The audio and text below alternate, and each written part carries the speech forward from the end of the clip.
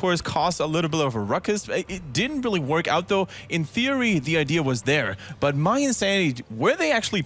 It looked like they were prepared against this, Well, right? it looked like the style that Dignitas were going for was basically, like, with that Stitch's slam build, with the March to Murlocs, with Stitch's Putrid Bar, was to basically hold the enemy in one area long enough that the Murlocs can just annihilate everything. But mYinsanity, and we see in the replays bringing up later, everything they seemed to do was really good. It reminded me the way they played today a hell of a lot of the Team Liquid of old, the very original Team Liquid lineup, where basically everything they did, it was like, how do we fault them here? They're body blocking, they're positioning themselves perfectly to dodge all the damage. They played really, really well that game. Yeah, talking about really playing really, really well, let's actually take a look at the first highlight of the game. Tetra, take away replay number 1. Yeah, so the first replay here is basically one of the first fights of the game. The Skeletons here is just beautifully positioned, doing so much damage. The focus onto Alex was so big, like Dread said earlier. Alex was just under pressure too much, and the palm right at the end is just absolutely beautiful. Also, that Lunara, it's just like, Mina's like, all right, I'm safe. And all of a sudden, there's Lunara, and he's like, no, you're not. So you know what? That was so good. Let's take a look at another replay. The second replay is just beautiful. It's exactly what we were saying earlier. Oh, Alex got stomped here. It's so good. It is so good. You see Diablo very nearly, the pathing nearly takes him out of block range, but he stops himself, turns around, deals the damage he needs to. They do get turned on a little bit here. They stayed a little bit too deep and just did get some kills out of it, but the play itself was solid. He had actually palm up. He did. Yeah. He didn't use palm it, was which up. is why I was like, there's no way they stand a chance here. You just lost your healer. He didn't even save one target. I was like, they're all just going to fail. So definitely probably should have used it on himself, but still, like, they turned that team fight, even though it didn't look like they would. It was actually also Tacita who was very far at the bot lane. If Tacita is a bit quicker with the rotation, if they see that coming and he can make that move slightly faster, they have all of a sudden a very nice scenario with a 4 versus 3 against the heroes at the top before they move back. So overall, pretty solid situation there for them. And of course, that body block was pretty beautiful. Yeah, beautiful stuff here. Now, if there was something that you would have to highlight and maybe compare to the previous series, because this game was action-packed. This game was really high-class Heroes of the Storm. What do you think was the main difference? Because in both series, we've had a Stitches. In both teams, we had a couple of the same Battleground. What do you think was the key difference between those two series? I feel like it's without a doubt understanding when you have an advantage, capitalizing on it. Like, it felt like Dragon Shard specifically, it was like, well, we have an advantage. How can we capitalize? Every team just played as passive as possible. They were too afraid to risk when they had an advantage, forcing a team fight. Diving a fort with 3 people, body blocking around it, that is like, he's out of position and capitalizing. It's something we never saw in the series before this, so. Yeah, Tetra, would you say that mYinsanity has what it takes to actually bring this baby home and do a clean 2-0 maybe even? I think so. After seeing them play every single tournament, we keep saying this, every tournament they come to, they improve. Every single one. I think this is the one that they could maybe even go all the way and take the whole thing. After seeing that game, that was spectacular. If you had to crown an MVP, Calder, who would it be? It's a little bit tricky right now. I feel like what I really like, because it seemed to... I liked Hazov's play on Lunara, because like he was never really in a way out of position that your opponent could capitalize on. Every single time he could punish someone, he did. And there was never any need for Splendor to really just like babysit him or anything. Splendor could take care of the front line, and Hazovs did a solid job on Lunara. He didn't really have any plays except of that pickup against Liming, I believe, where he really like shown you, like, oh my god, Lunara just like saved the day completely. But he did exactly what he had to, and on Lunara to not be focused by the opponent and the positioning that he had there, especially the positioning, was absolutely impeccable. I love what Hazovs did here with her. Yeah, absolutely. So let's actually take a look at what the next battleground is going to be here in this best of 3 between Team Dignitas and mYinsanity. We just saw Infernal Shrines being picked up. Game number 2 is going to be played on Cursed Hollow, a map that we haven't seen at all today. It is still a very solid map, a very popular one, but it has fallen off quite significantly over the last couple of months. What do you think will both teams have to step up in order to succeed on Cursed Hollow? Do you think we're going to see shenanigan heroes like the Murky, for example, on this one as well? I think this map isn't so much as bringing into Murky kind of style. But both these teams have brought out strange stuff in the past. This map is one of them. But I think we're going to be seeing a little bit more of the standard stuff, a little bit of globals due to the size of the map, a little bit of area control, and just being able to take control of those tributes quite a lot. Tetra, talk us through Cursed Hollow and explain to us what this map works and what is important. All right, so Cursed Hollow is one of the classics of the map pool here. Every couple minutes, a tribute spawns on the map. You can see these are the tribute spawn points. Once you have channeled the tribute, this can be interrupted via damage. If you channel 3 in a row, you curse your enemies, which means their buildings do not fire anymore and their minions have 1 health. So you can seriously get a big push advantage out of this. There are also mercenaries scattered around the map, 2 siege giants and 2 bruiser camps and a boss, which is pretty dangerous if you leave it unattended. And it's sometimes it's really the thing that people will take advantage of and use to end the game, as the curse doesn't affect the core. So you can really use the boss as the advantage that you use to end the game here. Yeah, absolutely. And Cursed Hollow is, of course, a map where, as you mentioned, split soaking, split pushing becomes of the essence. Dominating the bosses in particular during the later stage of the game is ever so crucial. And do you think, guys, we're going to see a lot of global mobility in this map? Because we've seen hero like Dehaka hasn't been picked at all. We've seen heroes like Falstad, ETC with Stage Dive maybe, all being very, very important here. And as we continue to move on to the draft, we're actually going to see that Zeratul this time is going to be banned. And immediately mYinsanity takes the golden opportunity and they pick up the Kel'Thas. I like them as Zeratul ban because mYinsanity, again, I talked to them a lot. They said that one of the reasons why they occasionally ban out Zeratul this early in the draft is actually that they are simply saying, hey, this is one of the heroes that we are a bit scared of. If he lands a good Void Prison, they can destroy us with that. And they just want to eliminate that risk. They just value that quite highly. It is a very map-dependent situation, but for them, they know, of course, that Dignitas has been practicing a lot with Zeratul as well. And therefore, for them, it's a good choice. It's really a bit of a target ban that we have here right now. Absolutely, because we know that Team Dignitas, of course, has a very strong Zeratul player in the name of JPL. On the flip side, we see the classic Murden in Tyrande, of course. Also, one of the things that I just want to throw in real quickly is that, of course, Dignitas, like, consider the ban pattern that we have here. We have Zeratul be banned out first. Oftentimes, if you want to force your opponent into a battle on Illidan, you will even ban Zonia so that you have a huge Illidan advantage. But with mYinsanity having Darkmog on their lineup, you know that if you let Illidan go through, they're definitely going to pick him up no matter what. So in this case, that is a sure Kel'Thas pick for mYinsanity that they get with this, as Illidan had to be banned out by Dignitas. And therefore, the start is good. Dignitas, as you said, they are more looking at a bit of a snipe combo. And yeah, that's going to be heavy rotations, especially in the early game for them. I would rather them not pick up Zagara here. I want to see an Uther, some kind of support, chokehold, something of the like. They need to find defensive tools to be able to deal with the Murd in Tyrande. They do go with him, which, I mean, obviously she's seen lesser favor in a lot of situations, and it's a map where it doesn't really complement her playstyle too much. She does gain value with Maws and chokeholds, which there are a lot of when it comes to the map, but her laning presence, which is usually why she's prioritized, is almost non-existent in this map specifically. I feel like Tassadar might have been a better pick there, or like I said, Uther, something where you then can choose to kind of chokehold your Dignitas there on the support. Are you going to ban Uther if you are Dignitas to sort of prevent the panic button against all the stuns? It is an option. I feel like Uther, mainly because you have Thrall and Kel'Thas, one of the two is going to gain a lot of value out of the Divine Shield. Right, but they go for ETC, so no stage dive, no mosh pits, which can also be very devastating when you're fighting for those bosses, for example. Tetra, what do you think? Who to add? More crowd control, or should they focus on something else? Dignitas, they already have the makings of, if they want to, going into a very heavy snipe combo. So they could go with burst damage, which is one of the reasons Li Ming has been banned, sort of limiting their options to... dare I say Jaina, but we haven't seen her in a very long time. She's on vacation. But they can go into that, or they can go into, like you said, a little bit more CC, just run a really heavy comp. Yeah. Greymane, very nice in the burst, so can really help here. Uther, like we said earlier, instead of banning it, chokehold it away from mYinsanity here. They can run the double support with Tyrande Uther. Still very solid. I'm actually very interested to see that we have neither Dehaka so far in play nor Falstad. There's like no globals that are being used at all. I mean, mYinsanity has at least a bit of an advantage when it comes to like the vision on the map thanks to Zagara. Of course, Tyrande with an Owl is going to at least keep tabs on the two bosses and will also just delay tributes for as long as she possibly can.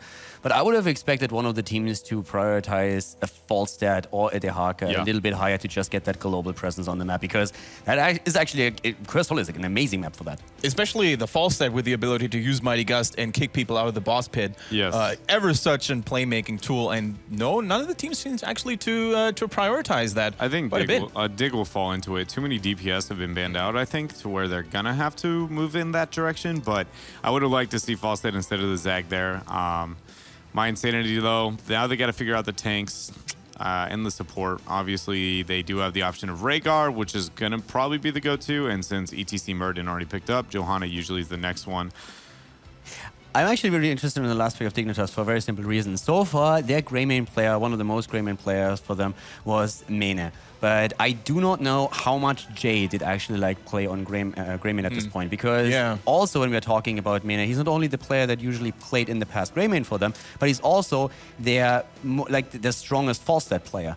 And Falstad could be a pick for them. So that last pick is going to tell us actually quite a bit about who's going to play which hero. And also if Jay was able to pick up Grey main already.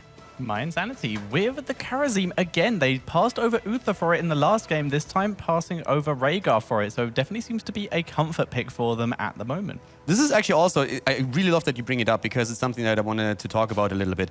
If you look at what happened in Leicester, basically before the tournament, Splendor had a ridiculous amount of Uther and Rhaegar games. Out of like all the games that he played, about 90% were either Uther or Rhaegar. And right after that, they started to play a lot more Karazim.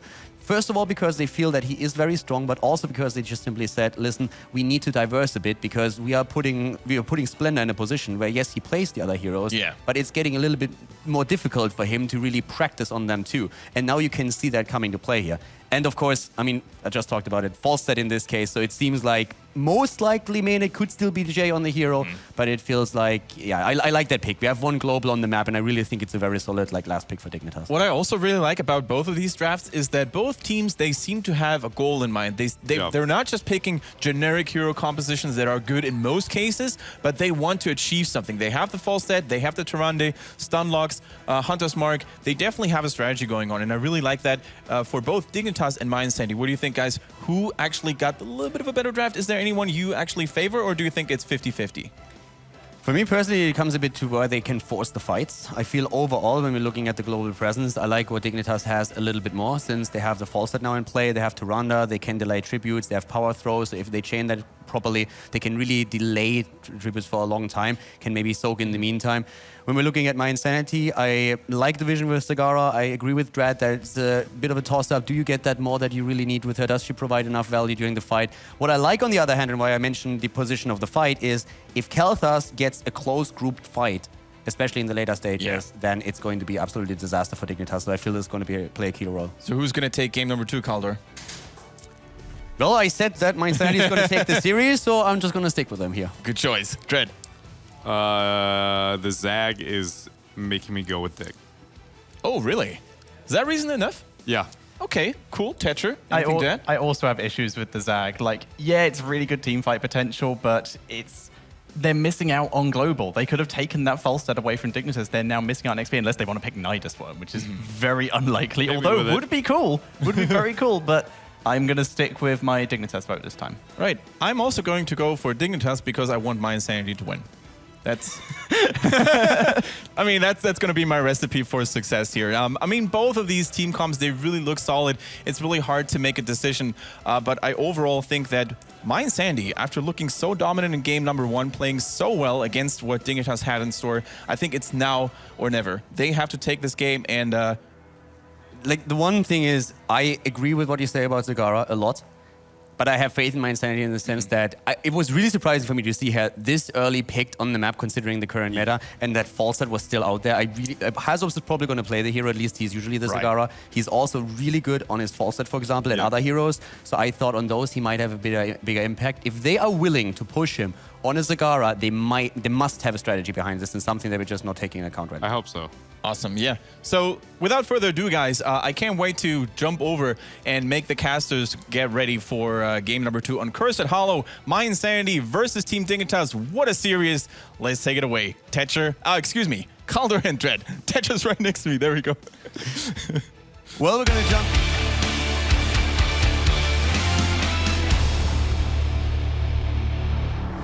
Well, we're going to jump into it, and we're going to find out if the Zagara has actually the impact that they are apparently hoping for. But it's going to become a bit tricky, I feel. It's one of those things where I want to believe, largely because I feel like I can believe in any team that has Kel'Thas on it pretty much every single time, and Thrall. I love the pickups. I feel like their comp overall doesn't hurt too much. I just look at it where it's like you have Johanna, you have Karazim, and you have Zagara. I would consider all those kind of tier 2-esque heroes right now, and so I don't know if I can have confidence in them. But in the blue trunks, already up 1 game here against Dignitas. We are going to have mYinsanity. Blumby will be the Johanna. Nurok dancing once more on the Kilthas. Splendor's going to be on the Karazim. And Hasuops is going to be the Zagara. And Thrall will be played by Darkmok. And to the right side, their opponents with Bakery on Uther. We have Mena on his false set, of course. We're seeing JPL currently playing to Ronda here. And up at the top lane, it's Alex, of course, on Muradin, whereas Snitch jumped onto Greymane. So definitely an interesting setup here, especially since I did not expect Snitch to be the Greymane player here for them. But that already shows us that apparently Jay is not really confident on him just yet. And at the top, the kill against Zagara. That was definitely something that they anticipated. Yeah, they just postured up already out the gates, expecting her to get a little bit of creep out. And guess what? She's going to fall down. So now she's going to be missing a little bit of the wave, forcing a rotation from Karazim. All right, Dignitas, now they're laning phase. Oh, look in the mid lane. Guess what, boys? It's happening again. And they're dead. That is not really the start that you are looking forward to. The thing is, you're playing against Muradin Tyrande. I mean, what do you expect? They're going to go for the rotations. They're going to go for those kills, and you have to play safer. Yep, you have to, absolutely. And it's a situation to where I feel like it's already been kind of articulated pretty heavily, translated maybe. The rotations here actually in mid. We'll watch the Iron Skin use is going to be proper. We'll be able to get away from that, but... Quick note also, level 1 talent on the side of Johanna, in this case, actually going for the reinforced, so making sure that she has a couple of block charges. Changing it up slightly. I mean, you have Greymane against you, you have, of course, like also that stun lockdown attempt, and then getting those block charges and can really help you to stay alive. On the other hand, you give up some of the wave clear that Johanna usually provides the team with. You'll probably almost never hear me say this again, but I actually like the fact they didn't take Night Take Spawn there. Mainly because she gains almost little to no value on this map. The stun combo coming out, double gravity labs coming out, as well as a counter response Nurok with heads up play. But these teams are pretty much just going to be dancing all over. Thrall should win that bottom lane, I do believe. It is kind of a bit of a skill, maybe not even. It's if you dodge the Q, that's the only thing that really does damage on Mene's half, and then the lightning will be able to out heal everything. So little bit of a disadvantage for Dig, but it's not going to matter when they've done so well with Muradin and Tyrande elsewhere. Yeah, the early rotation is definitely ending in favor of Dignitas, of course, and that gives them a slight lead in an earlier level 4 talent that we are seeing now. It's definitely going to be a pretty interesting game in mYinsanity. They just have to focus at this point. They have the setup that they are confident in, and now they have to just show that it's really strong enough, because that's not going to be easy. Dignitas, they lost the first map in ages in like official tournaments, so right now this is an opportunity for them. We have also Laws of Hope now taken for Johanna. I like it, great talent, of course, gives her a lot of self-sustain. They want to make sure that all those stuns that we're seeing coming out on the side of Dignitas can be mitigated somehow. Zagara is actually currently feigning a rotation. So far, she is not actually rotated. She hasn't shown herself. Now she will. So they know it's going to be a 4 versus 4 here. She will be pushing with the Giants, which is a losing situation for mYinsanity because their 4-man is so strong with that Muradin Tyrande. We'll see how it's going to be able to work out for them. Blumby already getting a lot of pressure onto him. The Gravity Labs coming out. And keep in mind, they do not have the vulnerability on Gravity Labs quite yet. That is at level 7, so... This is a really good situation, actually, for mYinsanity in the sense now that they have up at the top lane not only Hazops pushing against Greymane, but they also have that Siege Giant camp, whereas the camp at the bot lane was immediately defeated, of course. So the longer they can actually stay alive down here, well, Darkmok, oh my god. Dude, the auto attacks forcing his E onto Muradin there actually kept him alive there. Very well done from him. With Darkmok surviving and them still being in a position where they can delay the tribute, Zagara is going to get value for the team at the top lane. She does gain a bit of value, but it looks like she is going to be rotating down now, trying to deal with the team soaking in the mid lane as well already. Again, the 4-man from Dignitas, anytime you have Muradin and Tyrande together, you almost always have the more powerful 4-man. Greymane is still in the upper half of the map. Kill potential still exists for both teams. There it goes, already going on to Johanna. The Gravity Labs hitting 2 targets. The Condemned to pull in.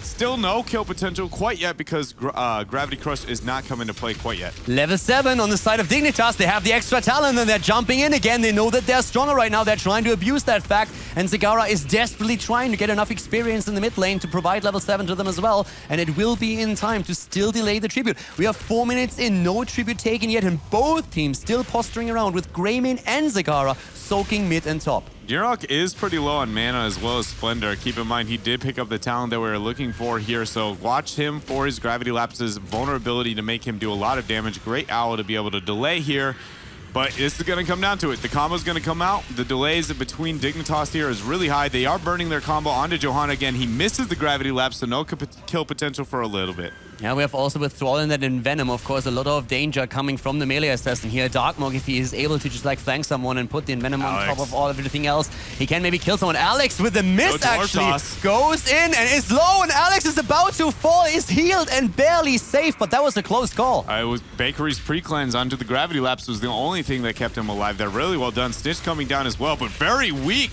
having no escape at this point for a couple of seconds here. Really well done from them, but again, all the health pools slowly falling for both of these teams. Nurok is pretty much out of mana completely at this point, and it looks like they're finally giving up the tribute. First one going down 5 minutes and 20 seconds into the game. That fight created enough space for Nurok going for the tribute, even though he had no mana left. The Owl was out, was in cooldown. Tyrande with no chance to interrupt, and because mYinsanity pushed the fight back so far, there was no chance for main honest Forcer to go in for a quick power throw here. So that was definitely also a bit of a problem of Greymane coming in from that side. As you mentioned, like he immediately dropped in hit points, and that counter aggression that we saw from Dignitas did not lock someone down. There's Muradin, Stormbolts, they were missing the last two that Alex threw out, and therefore Tyrande couldn't capitalize on them.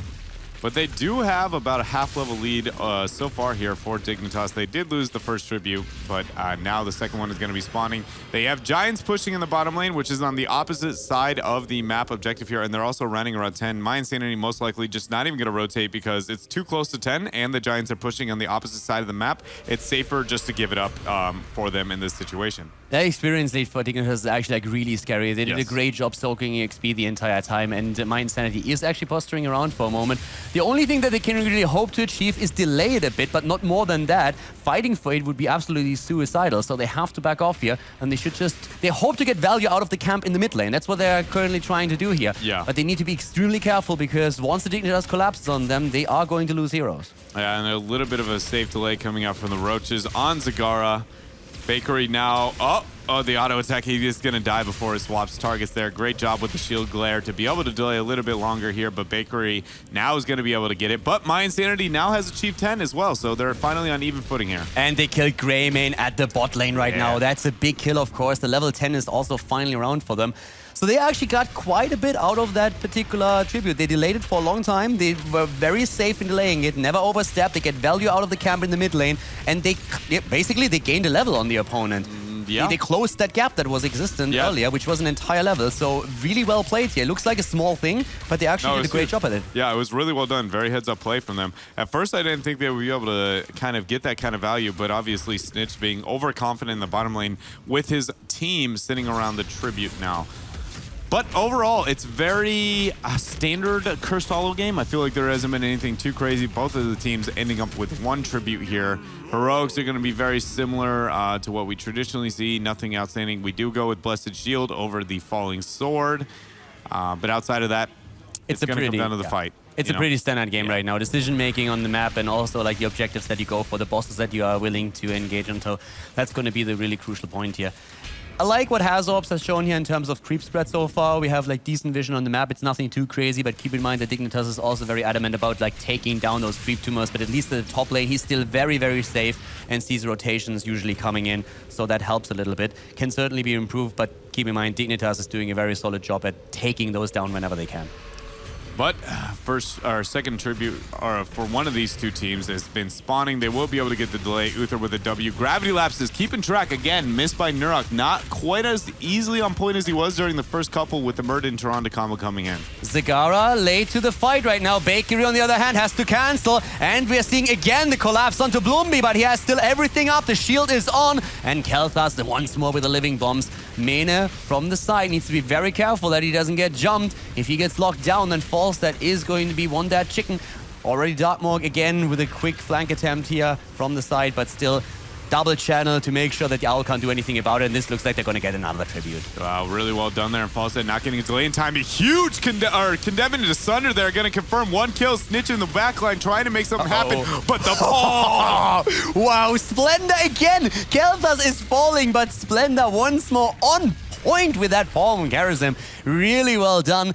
2 kills against 1. They did not only eliminate Uther, but they also eliminated Greymane. I'm surprised they didn't boss. right out the gates off of that. But it does look like we're going to have an instant replay here, Calder. Yeah, and there we have it once again. There comes the Sundering, and just look at Baker. Bakery down, Dartmock is low, gets saved in the last moment, but then Nurok standing not only in the Starfall, getting hit by the Owl too. He's eliminated. Still a good trade for mYinsanity. And yeah, as he said, like they had an opportunity with the level 13 talent to go straight for boss, and they didn't do it. So now they find themselves again on even talents. It is a cursed tribute against Dignitas, but they have to take an even fight. Palm is not up, and obviously that was a huge game changer in the last team fight here. Nurok is sitting back trying to get the delay, but the Lunar Flare will be able to make it happen, meaning the combo is not up for a couple of seconds here. And look at Snitch caught out. Blessed Shield's going to come into play. Gus, I don't know if it's going to matter at this point. He will be going down. Snitch is down, and it's a 5 versus 4, and this looks very much like Cursed, and immediately Dignitas backs off. They know they can gain nothing here anymore. They can lose a lot, though. If they lose more heroes and then get Cursed, then it's going to be so much more value. But if they get an isolation kill, that would be great, and that is a disaster right now for mYinsanity. If you curse your opponent and you lose a hero at the same time, that's the worst case scenario right there. Absolutely. That is... worst case scenario in this situation. Now, Zagara is soaking in the top lane. It looks like they're going to go with a more of a soaking all three of the lanes. Falstad flying in, though, not going to really matter at this point. But realistically, soaking all the lanes, lightly sieging, they aren't going to gain very much out of this because the death that happened on Johanna, they're a little bit of an overextension there. But, I mean, still, again, mYinsanity has kind of clutched it out when it came to decision-making, capitalizing on Snitch being out of position a little bit. Splendor is showing up very, very well here in this game, and they have a level lead because of it. Now backing out, taking a boss. Yeah, or at least they're trying to, but the Owl is there. The question is Dignitas going to react? They have Muradin around, and he's going to poke a little bit. Falstad up at the top lane, can fly in, of course. They are trying to go for it, and Johanna is making her way in, so is Zagara. But here comes that fight. They're trying to go for a kill. Hazovs has to be careful. He gets stunned and shrink ray. Hazovs is in a lot of trouble, but Splendor dashes in, heals him out. Alex is also jumping in. Once again, that Gravity Lapse missing. Starfall is out zoning. Here comes Mena. Splendor is low. Palms himself. He gets triggered. The Divine Shield is out on Greymane too. The Sundering is hitting, and that's the kill against Snitch again. Greymane down 5 versus 4, close to level 16. Alex jumps out. Nice move this time against Uther with a Gravity Lapse. It's a double kill. 6 kills against 4, and now the boss is wide open. Yeah, the boss is going to be picked up here for them just after the 12-minute mark. It won't be able to get too much, but it will provide a lot of threats. So already I want to say Bakery's cleanses have been on point. Every single time a target goes in, he just gets a very good cleanse onto the target. Really well done from him. Also, JPL missed a Lunar Flare onto the Zagara, who was completely isolated by herself and stunned by Muradin with the Stormbolt, which led to them not being able to get the kill, which is why that team fight was even close in the first place. Also, it feels like Snitch is getting baited so hard by Splendor. He's just like, keep it coming, boys. I don't care. Like, I am going to palm this all day. And that is the second team fight they won because Splendor is so on point with those palms. He's really putting in the extra plays here right now. And I mean, at this point, of course, they're going for the boss up at the top. Alex is showing, but there's very little that he can do. The question is Dignitas able to rotate with the rest of their team in time? And I just don't see it happening. If Splendor has the cleanse up, they could also cleanse a Mighty Gust even. And Falstad is always something that you have to think about if you go for a boss on Cursed Hollow. But they're not even trying. They can't. They don't have a level 16 talent. And as we said, a few months back, you could surprise someone with a Gust on the boss. These days, if a cleanses up, it shouldn't really even matter. Yeah, pretty much is the case now. They are pushing with this boss. They do have 16 tier advantage here. I don't think it's going to be too healthy. Like, you saw the boss before. It only took out a gate and a turret at this point with Falstad defending actually the whole front gate because it was neglected. Only Falstad. They might be able to get the gate here, but past that point, threatening the keep, they're going to need a couple of kills. But keep in mind, mYinsanity does have all their heroics up here. Both of the teams do, for that matter. So it's going to be interesting. They do not have the greatest siege here. Alex is looking for a flank, and he gets sniffed out here. Uh-oh, that could be a problem for him, but that also batted out the Starfall. I don't really think that was needed here. There was actually no reason. There was also no value on this case. So this is actually becoming a bit of a problem here. Jay apparently on a hero that he doesn't feel that confident in.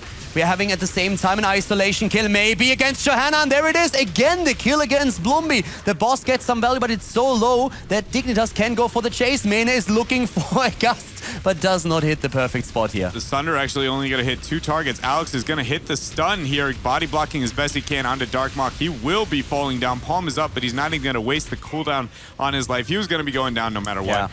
Not that bad of a case, largely because, all right, so we already talked about of how important bosses are, obviously tributes. So that tribute is going to be spawned, already going down. Both of the bosses are down. So yes, mYinsanity lost a lot in this situation, but because they have been dominating the map for the first like 5 minutes right before that, they're in a situation where Dig can't really force that much coming out of it. They're in a good situation still overall. They can buffer this quite nicely. Yeah. They have a lot of forwards still on the map. Actually, they had all of the forwards until this point. So there's not really going to be a threat at the keep. And we at least have a lot of damage on the keep for Dignitas at the top lane.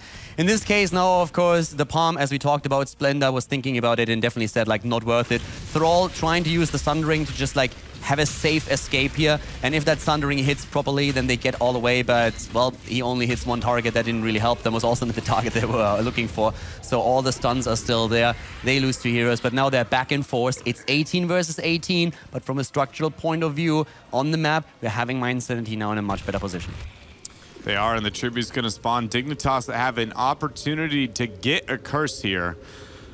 Oh, man. This is going to be close. So a lot of it's going to come down to the combos again. Starfall is already off of cooldown. And keep in mind, Splendor's Palms phenomenal here. Is he going to be able to bait Snitch once more? Blumby going out. The combo's coming down. He gets cleanse this time, so he's going to be able to survive. Thrall was looking for the flank the entire time. Did go in as they were trying to collapse on Blumby, but there was no real need. Dignitas moving back. They know, of course, that Thrall is somewhere, and they anticipate that. So they don't go too deep right now. Nuruk is also keeping himself back quite nicely. He is one of the key heroes in this fight right now. He needs to dish out the damage with his Sun King's Fury, with a Fission Bomb on level 7, and he's going to look for that. They need to be very careful with the positioning. Once again, Blumby trying to bait, and every single time the combo is used and he doesn't die, that's another combo on cooldown. Here comes the engage right now. Once that the stuns are out, we're seeing mYinsanity moving in. Dignitas jumping to the left here with Alex. The Gust also used once again. Starfall with 0 value. Alex is being killed, and so is Greyman. It's a double kill. It's a triple kill. And they take them down. They will secure the tribute, and they can get even more value out of it at the bot lane. At least a keep here, and they might be able to get a double keep depending on how quick they are. They're going to be trying to get this bottom one. Obviously, the keep front wall taken out already. They're rounding around level 20. I don't think they'll be able to end quite yet. Obviously, they have a lot of contention here with Tyrande and Falstad both going to be alive here. Letting the double Lunar Flare come through. I am afraid they're going to be risking it. They do have Maw up, actually, which is going to be a zoning tool for the core. I thought they were going to try and rotate top in some way here, but they do take the safer route. Not surprising since they don't have their bolts quite yet. I kind of like it. I mean, they have like the 20. They will be ahead for a long, long time. They can get bosses. If they get another pick, they can at least get the tributes. They're not afraid of getting cursed here because they will have the advantage for the next tribute as well. And they check the boss timers. And as we can see, they can safely take this one. The Owl comes in, but with Uther just now spawning, they have the damage output that they need to just like blow it to pieces. And now the timing between the bosses, it wasn't a direct rotation here. So most likely mYinsanity rotate, go on through mid, clear out the wave, or take out the fort here. It could go bottom. I think that's risky. It isn't. Boss on 20? It's not a 100% win. It's one of the only ways they can lose this game here. If they wait and take the secondary boss, they have a higher probability of going through. The power spike on the boss is going to increase with every minute.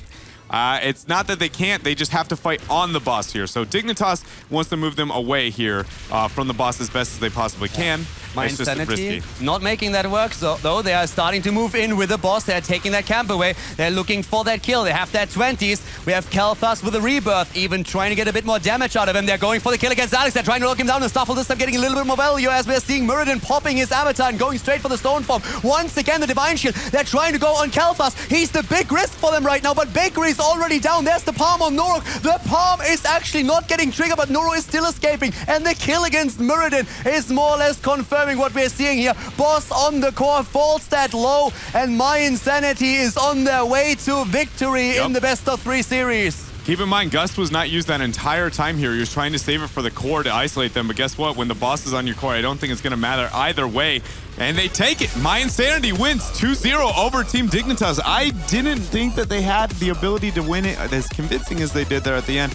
I mean, obviously with the 20 lead and everything that they had going for them, but I felt like Dignitas definitely didn't capitalize completely. I'm sold on mYinsanity just being the better team and winning this tournament after that matchup. I really liked what they just showed there. The practice for them definitely coming through. We had a few situations in which Blumby, who by the way played a great game overall, but he had 2 positions where he died unnecessarily. Once at the curse, that was a big blow to them, and then later on when they were trying to push for the keep. Besides that, exceptional positioning by him, well played here. They always capitalize on it, so mYinsanity with an absolutely stunning performance here in game number 2 and game number 1, of course, and a 2-0 victory in their first group match here at DreamHack. Absolutely wonderful. I mean, we've seen mYinsanity dominating. By the way, I'm a little bit proud of myself that I have helped the Germans. You should be. Like, that's at least 50% of the... Right. No, but jokes aside, they played a phenomenal match. Individual skills were definitely there. I want to highlight Splendor there as well, keeping his teammates alive as a Karazim. Also, especially saving there in the last team fight. I think where the Divine Palm didn't really trigger, but Kalthus, right. Yeah, that was absolutely exceptional. And Team Dignitas, is it going to be Katowice all over again? I mean, they lost to mYinsanity 2-0 in the group phase. Are they now prepared? What was the reason for them? I have to actually say that for Dignitas, I was a little bit underwhelmed by the Toronto plays that we've seen from JPL. Everything about JPL that game. Like, usually that's not really a player where I say, okay, I didn't really like the way that he played it. Yeah, but in this particular game, the Starfalls just seemed very unnecessary a lot of times. We had a couple of Starfalls that didn't get any value whatsoever, and that were also... You didn't really need to throw them out. Alex comes to mind when he's up at the top, he's looking for a flank, he doesn't get it, he's in a bit of trouble, but he's trying to get away. That Starfall is not going to do anything for you. Yeah. I mean, like, that Starfall is not going to kill anybody, that Starfall is not going to slow down anyone to an extent that Alex is safe. Alex could jump out anyway, so it doesn't even matter in that regard. That just feels like he was a little bit trigger happy on a few of those.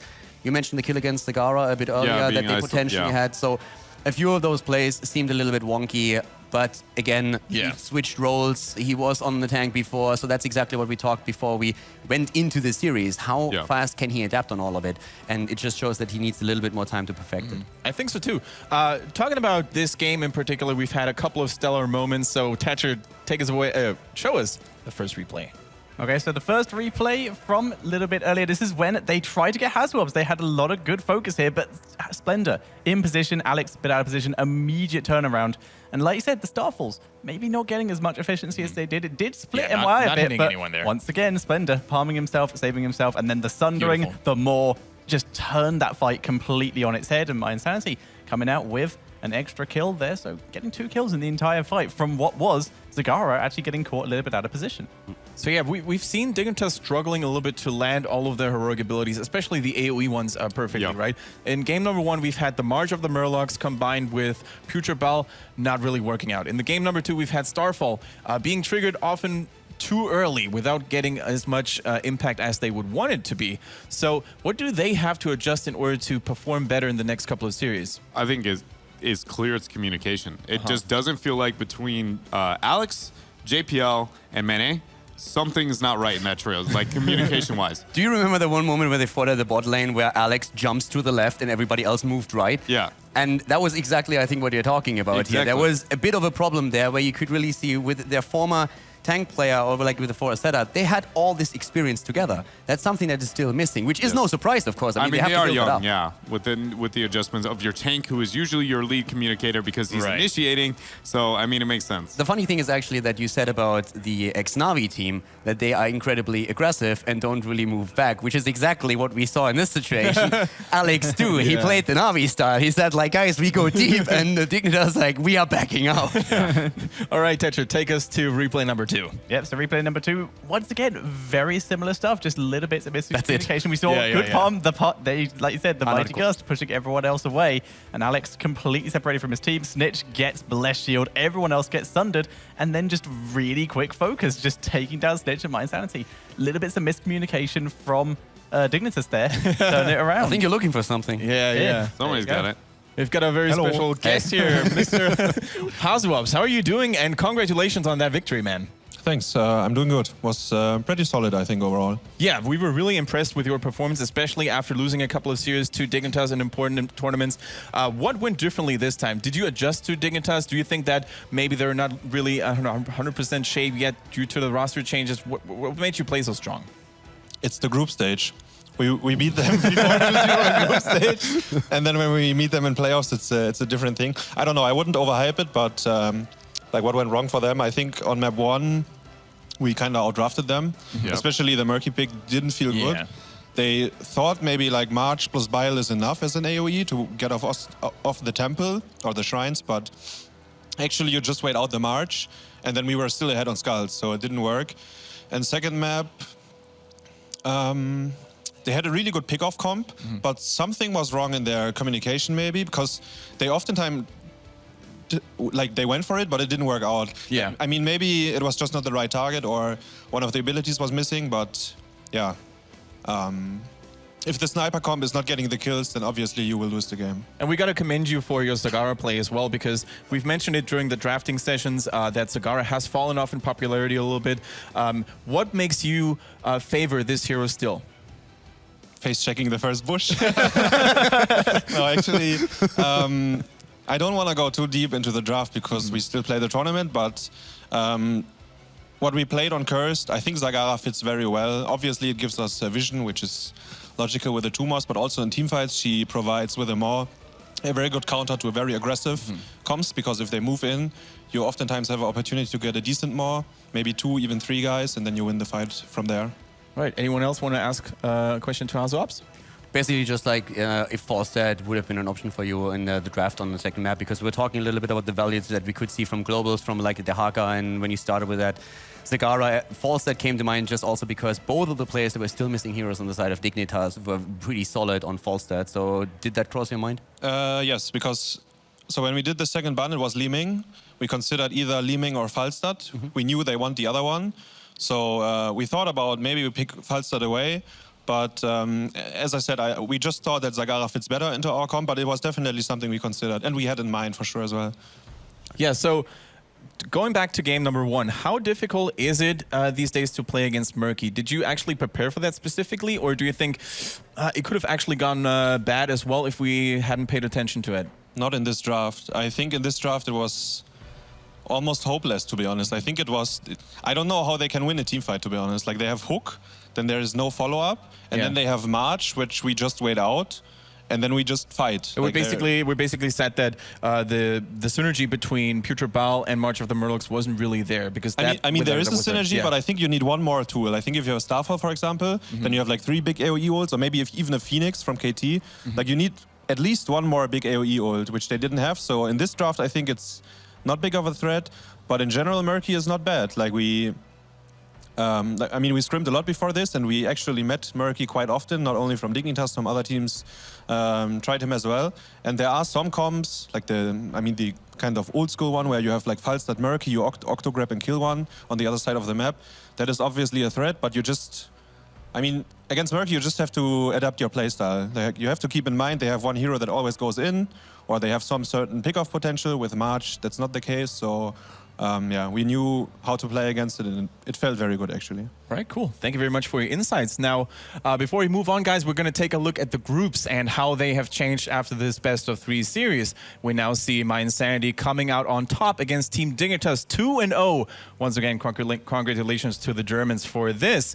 In Group B, of course, we see Fnatic. They have won 2-0 as well. Very nicely done against the Evil Murkies. And Team Liquid also managed to secure their first victory of the tournament against Never Lucky. So that means, of course, that we are... For the next series, we're going to actually dive into Group B and take the losers match between Evil Murkies and Never Lucky. 2 very dark horsey teams as well, Dread. Do you have anything to say about them?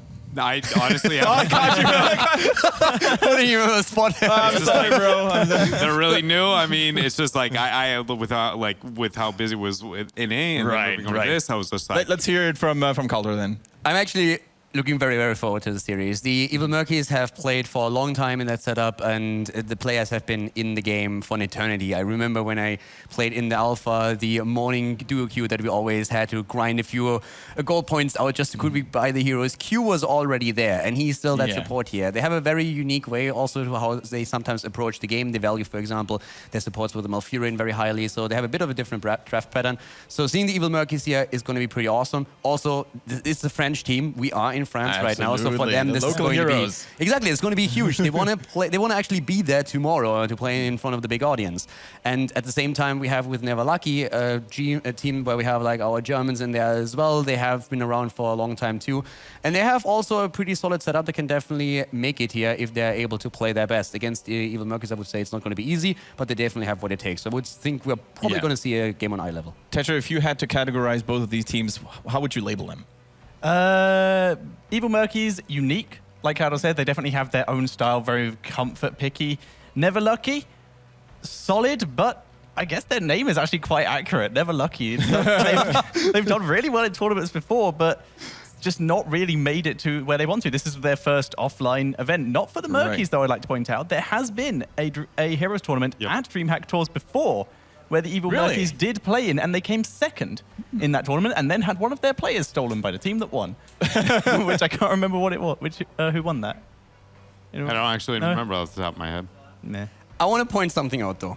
These two teams played last weekend in an online tournament against each other already. And as you said, Never Lucky, the team name is aptly named. I think it was the last game that the two teams played, and they went for core. And it was like a big fight. Sorry, Never Lucky got attacked. Big fight, and they throw everything against the Murkies, all right? And the Murkies are about to win it, but then the last one dies, and the core is at 4%, and everybody's like, all right, return kill right there. Catapult comes in, the last shot. And it was literally Never Lucky. That's what lost them the series. So they also drafted in very specific ways. There's a couple of things that especially the Murkies love. They played Tracer. They played a couple of Tracer comps there. They love to go for early, if they have the double pick in the draft, they go for a Tassadar Thrall, Tassadar Sonya, depending on what's available. And that makes them a bit predictable.